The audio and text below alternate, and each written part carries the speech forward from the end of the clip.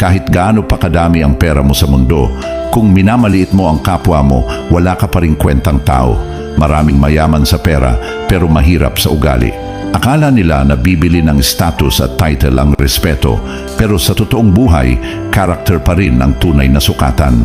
Hindi mo kailangang tapakan ng iba para maramdaman na angat ka. Ang tunay na successful na tao, marunong lumingon at umunawa. Walang halaga ang yaman kung wala kang puso. Minsan yung mga tahimik at simple pa ang mas may lalim. Hindi sila maingay sa achievements, pero dama mo ang respeto sa kilos at salita. Doon mo makikita kung sino talaga ang may class. Ang respeto ay libre, pero hindi lahat kayang ibigay.